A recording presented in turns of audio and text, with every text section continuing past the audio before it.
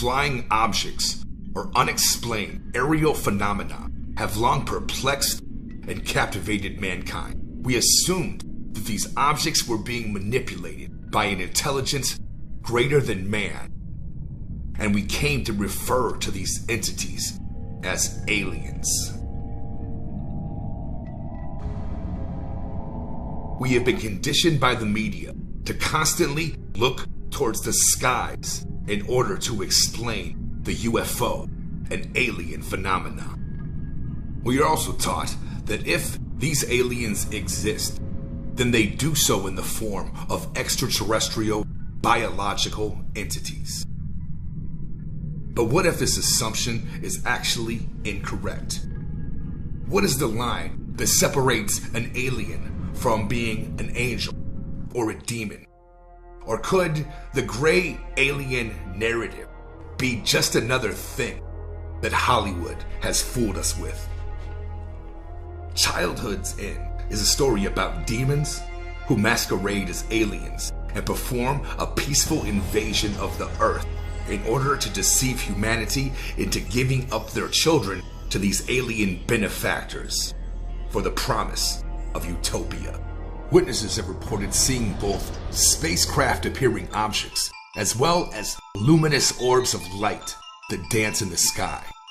Although alien abduction accounts are provided by witness testimony, these witnesses tell a remarkably consistent story concerning what it was they experienced. All of those witnesses saw something that they could not explain. To claim that we can always arrive at the same conclusion as to the origin of these events, in my opinion, is fallacious and more ideological than scientific. The widely accepted but seldom investigated theory that UFOs are visitors from other planets is what is known as extraterrestrial hypothesis, or ETH for short. An alternative theory to explain this exact same phenomenon argues that the beings responsible do not hail from another planet, but a separate dimensional plane of reality. This theory is what is known as interdimensional hypothesis.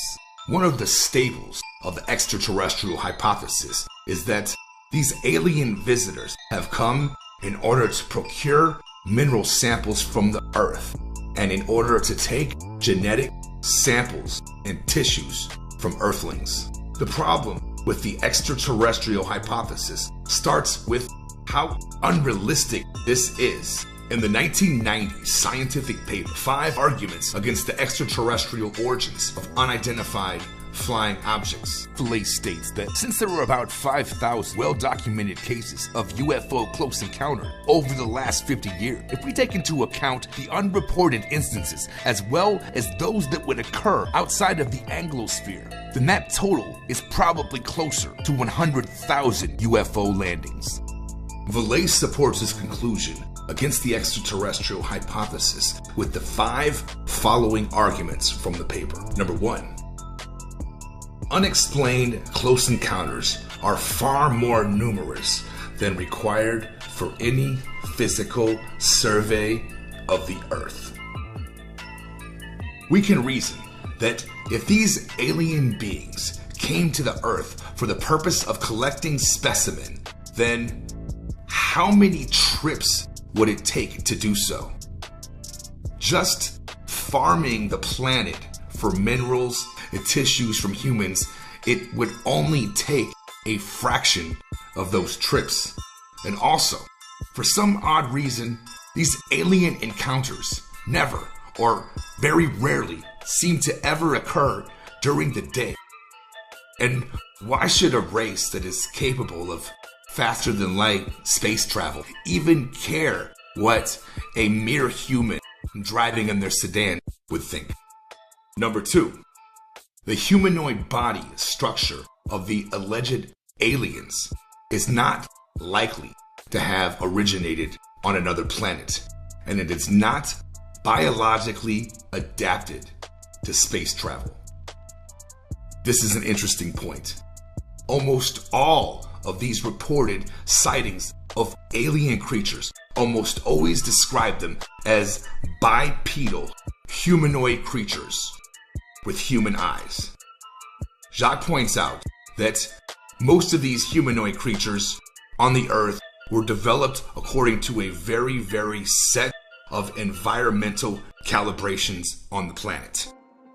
Jacques also argues that if we increase the Earth's gravitational field by a mere fraction, humans would need far stronger skeletons, and such a habitat might have prevented bipeds from existing altogether. For example, if our planet consisted of days that spanned 100 hours rather than 24, then life would not be likely to have evolved or existed at all. There's no reason that they should look so close to humans. Anyhow, number 3, the reported behavior in thousands of abduction reports contradicts the hypothesis of genetic or scientific experimentation on humans by an advanced race. The general story that the majority of abductees describe under hypnosis is one of them being held inside of a spherical room while having a medical examination performed upon them. The problem, Jacques argues, is that even using current Earthling technology, is that for a doctor, it is easy to gather blood, sperm, or tissue samples without inducing any form of trauma. Also, if they simply wanted these tissue samples, they could easily procure them in sperm or blood banks. If any form of tissue collection is needed, as is the official story, then there's just simply no reason to subject humans to what was reported they were subjected to. Number 4, the extension of this phenomenon throughout recorded human history demonstrates that UFOs are not contemporary phenomenon. Jacques Vallée pointed out that humans had been visited by sky vessels and airships going all the way back to the 9th century. But in the modern era, they switched to collecting tissues and DNA, and that it was as if they were adapting their form and methods in accordance with our expectations. Number 5, the apparent ability of UFOs to manipulate space and time suggests radically different and richer alternatives. UFOs traverse to the sky, and they are known to dematerialize and then rematerialize moments later, as well as to divide and then fuse their mass with other masses of energy in a manner which should not be possible for a physical, solid object to do.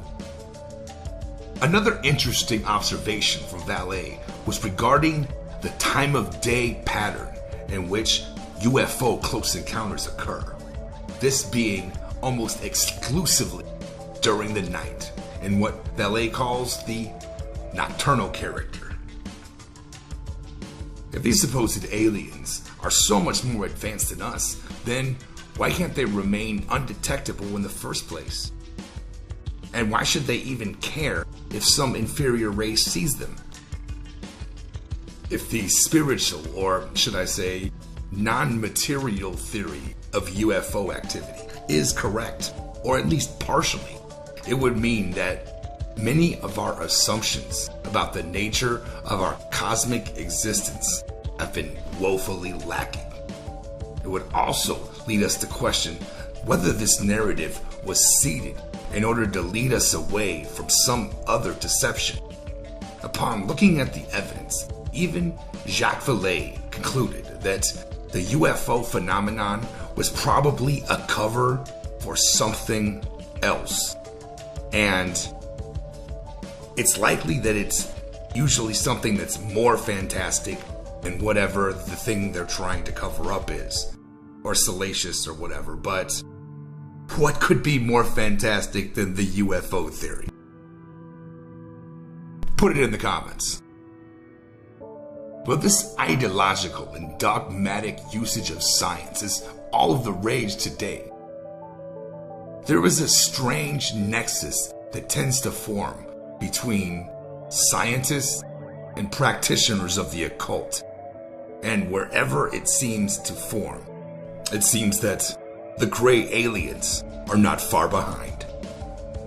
Jack Parsons was a rocket scientist who invented the first rocket engine, pioneered multiple forms of rocket fuel, and founded the Jet Propulsion Laboratory, which would later go on to become NASA. The interesting thing is that Jack was a ceremonial magician, an occult author, as well as an acolyte of the famous black magician Aleister Crowley. Jack Parsons met with Aleister Crowley as well as L. Ron Hubbard, and they engaged in large sex magic orgies. Sex magic purports to harness sexual energy created through the climax in order to utilize some sort of intended purpose. Later on, Parsons' participation in these illicit activities would lead to him being fired from the Jet Propulsion Laboratory. Later on, while handling explosives for another job, Parsons accidentally blew himself up and died at the age of 37. Another interesting story from this strain of research involves the time that Parsons spent with Aleister Crowley within the secret society Ordo Templi Orientis, which was the lodge from which the aforementioned sex magic rituals were practiced from. During one of these rituals, supposedly, Crowley and Parsons were witnessed opening dimensional gates, allegedly by tearing a rift through the empty space in the ether. It was believed by both men that they were creating a gateway to a spiritual plane comprised of non-human intelligences. It was said that Crowley had closed the gate during a previous enactment of this ritual, but when Parsons tried to duplicate the same ritual, he was not experienced enough to perform it properly, and thus he created a gateway that he was unable to close. Some theorize that this gate has remained open since 1946 and has allowed for the unchecked passage of malevolent spirits into the realm of man. Some people would even go as far to suggest that the entire UFO phenomenon was predicated upon this apparent global catastrophe. I'll admit though, blaming thousands of different events on one scarcely footnoted story about summoning demons, it's not even just far-fetched, it's all the way out there. But it's at least an interesting idea, and wait till you see what these supposed entities looked like. It's also true that we did not have hardly any UFO sightings prior to World War II, which ended in 1945, and this supposedly occurred in 1946. So there really were no sightings before that. Something changed. They say it was because we detonated a nuke, but who knows? Before I go down that rabbit hole, let me get back to the actual story. If you're not already familiar with Aleister Crowley, he was believed to be the wickedest man to ever live, and he went by the moniker The Beast 666. And he was also one of the most influential black magicians to ever live. Supposedly, Aleister Crowley perfected the ability to communicate with a spiritual-based entity, which was referred to by the name of Lamb. Not Jesus, the Lamb, L-A-M-B, but Lamb, L-A-M, which actually means the way in Hinduism. The strange thing about this entity was how similar it looked to the descriptions that have been given to extraterrestrials, particularly those that are known as the gray aliens. Reportedly, Crowley had conjured this entity called Lamb while undertaking a magical agenda, which he called the Amalantra Workings. The Amalantra Working were a series of magical rituals intended to allow communion and even the physical manifestation of entities like Lam. These beings are said to be able to share a litany of secret knowledge which was pulled from a forbidden arcana never meant for the realm of man. Supposedly, the bit about Jack Parsons summoning Lam in Area 51 was found in one of their personal diaries. However, I have looked and I have searched for a proper footnote or reference to this, and I am still looking. So, it also really kind of contradicts Jacques Vallée's theory that these intelligences are evolving their shape in order to meet our expectations. We don't have answers on this. The only thing that we can really be certain about is the fact that there does seem to be a deception going on, and we need to make peace with what we can and cannot know. There might be a very good explanation for all of these things, but if anything close to what I am suggesting were actually occurring, would we expect that the United States government would be open and transparent about it? Much of the time today, it seems like our government would rather shield us from an unpleasant truth rather than expecting that we're capable of such mature level thinking. Sadly, I think the current crop of the ruling class that we have would be far more likely to try to figure out how to weaponize or profit from such a scenario. Disclosure would be one of the last things that I would expect. Jacques Vallée felt that the UFO phenomenon was actually a smokescreen intended to pose as a cover story and distract from what might be an even more fantastical story. I was not able to confirm what location Parsons was referring to as Area 51, where the supposed dimensional rift was open. However, the CIA did admit to the existence of a classified US Air Force base called Area 51 through a Freedom of Information Act request in 2013. Any of these events are indeed true, then we would expect the existence of some kind of classified government entity who is in charge of dealing with these spiritual and extraterrestrial threats. Strangely, there have been a lot of reports what Hollywood has come to refer to as the Men in Black. Let's go deeper down the rabbit hole, shall we? Another proponent of the interdimensional hypothesis, John A. Keel, believed that most of what was being reported as alien encounters was actually the work of spirits and demons. One of Keel's most famous books is called The Mothman Prophecies, and it was spun off into a movie that was loosely based upon his book. This starred Richard Gere, and sadly, it was a very poor reproduction of the book. It does get a few things correct, and it's probably worth watching one time. This mind-bending story in question concerns a variety of unexplainable supernatural events which took place in the tiny community of Point Pleasant, West Virginia. This activity consisted of unexplained aerial phenomena, enormous winged humanoid creatures being witnessed in mass, strange clairvoyant dreams, as well as visits and phone calls from highly ominous Men in Black.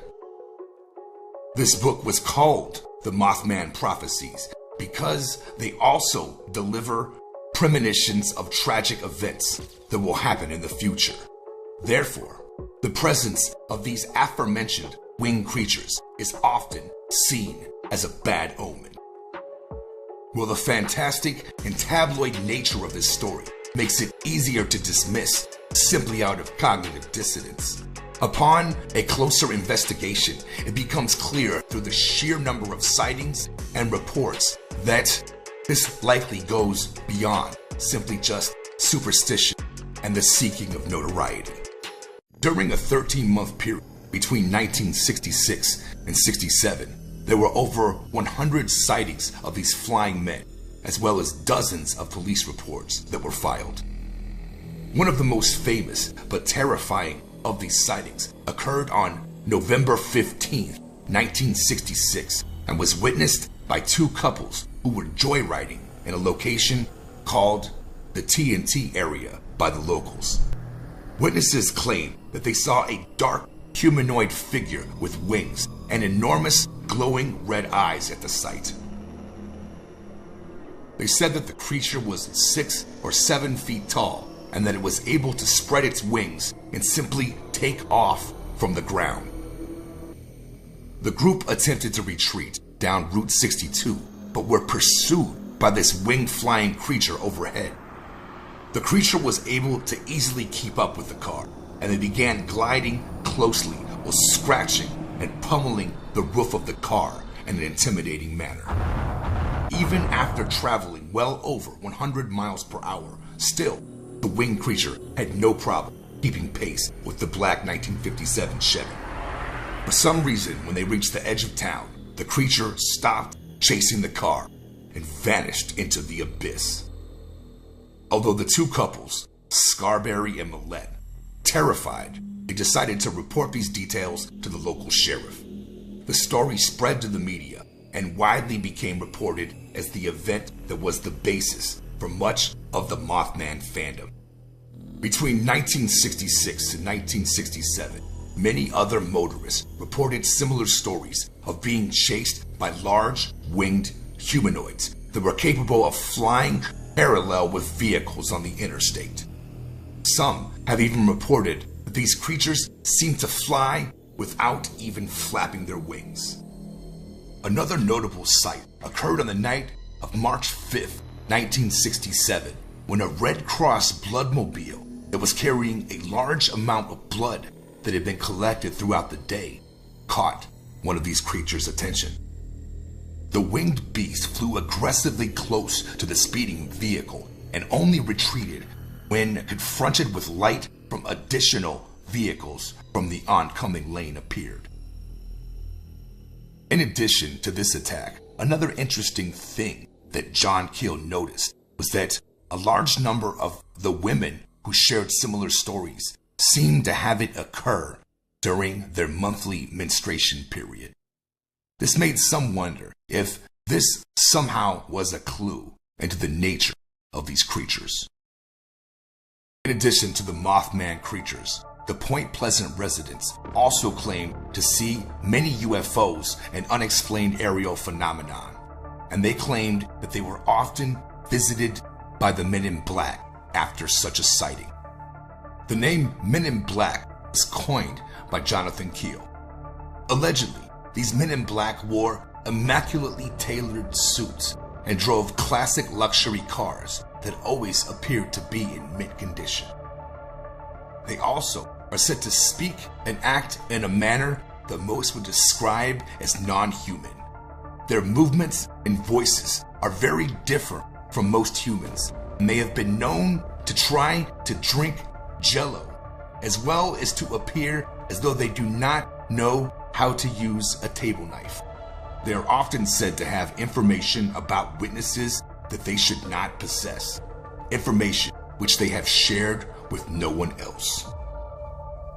Some stories even claim that they have been able to tell exactly what coins a person sitting across the room had in their pants pocket, and that they were able to make one of those coins vanish, claiming to the witness that the said coin would never be seen upon this plane again.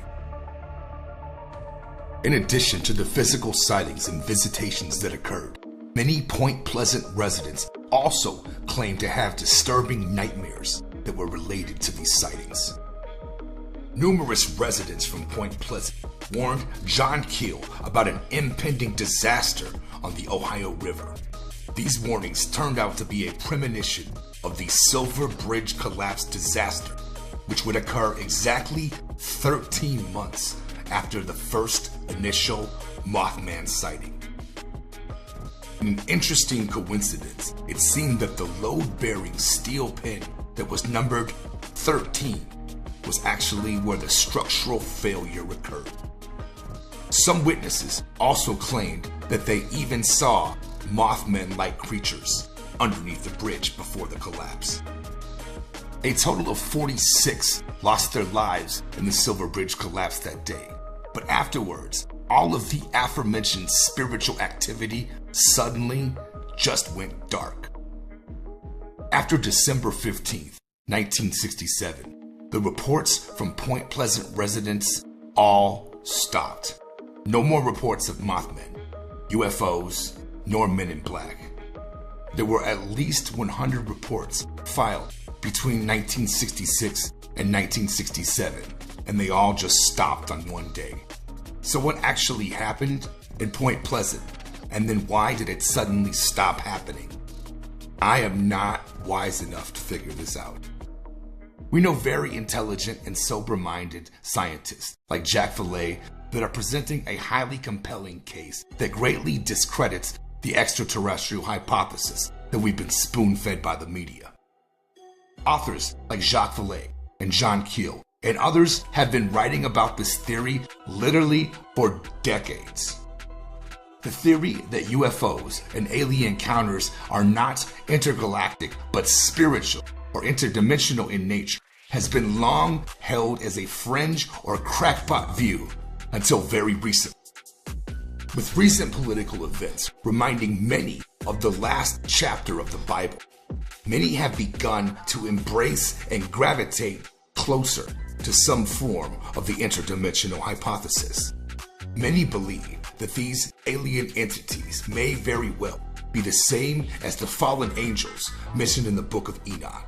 If you're not familiar with that book, I did a video on it, so check it out.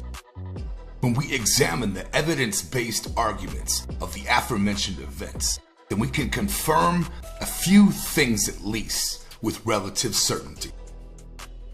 For instance, alien and UFO close encounters involving some form of medical analysis have been occurring in large numbers for quite some time. And the ET explanation of these events has numerous problems. From this conclusion, it's not difficult to deduce that this one-size-fits-all explanation may be a red herring for something else. If our government can't be forthcoming about WMDs in Iraq, then why would we ever expect them to be truthful about UFOs?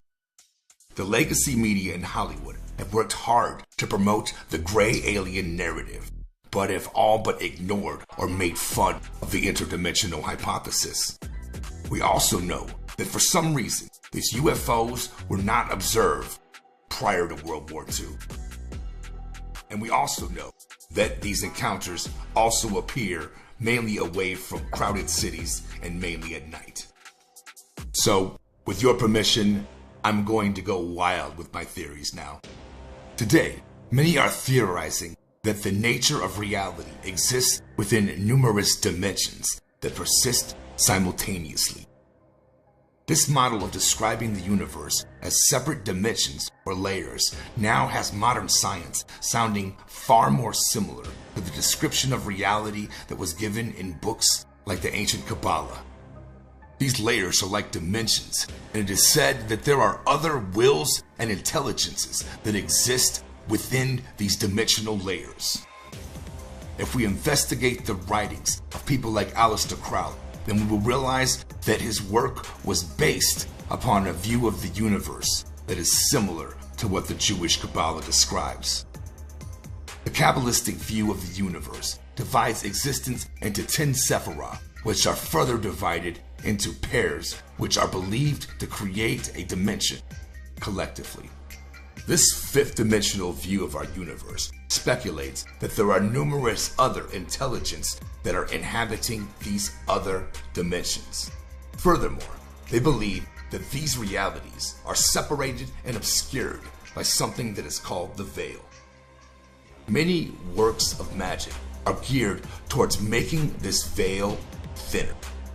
Could something like this possibly explain how the rituals that Parsons and Crowley engaged in might have actually caused these gates to form?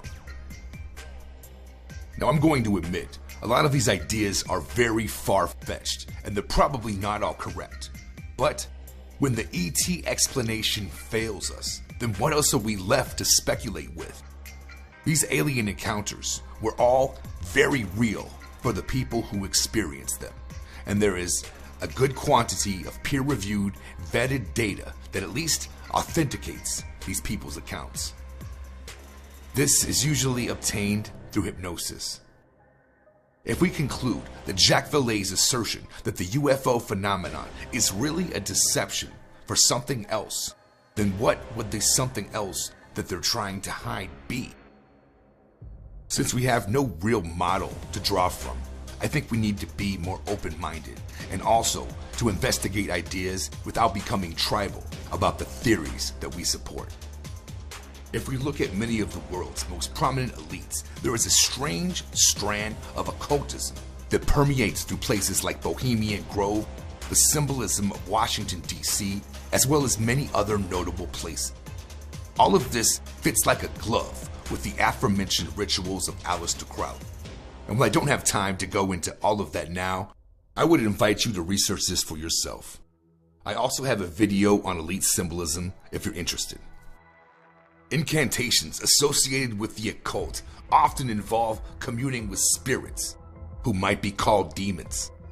The description of the Mothman is strikingly similar to the descriptions that have been given of demons since the Middle Ages. Demons are typically described as being winged humanoids who delight in the torment of men, which is very similar to the Mothman. As far as the Mothman and all the associated activity, I have no idea why it decided to concentrate in Point Pleasant and why it happened for only 13 months. However, 13 is a very notable occult number, especially with certain illuminated groups. Perhaps the Men in Black, as well as the Mothman, are not aliens, but something that came from another dimension that was somehow accidentally allowed into our realm. When you think about the problem of never being able to get to a potentially habitable alien planet, even while going light speed, does it make more sense that these things came from another dimension or they came from a spaceship? You tell me. It might be possible that there are alien visitors in the traditional sense, as well as humans with classified UFO tech, as well as demons that look like aliens, all going on at different times simultaneously. This one-size-fits-all extraterrestrial hypothesis for labeling every single one of these events as such has got to go. What do you guys think about all of these nutty theories? Put it all in the comments below. Thanks for watching. Peace.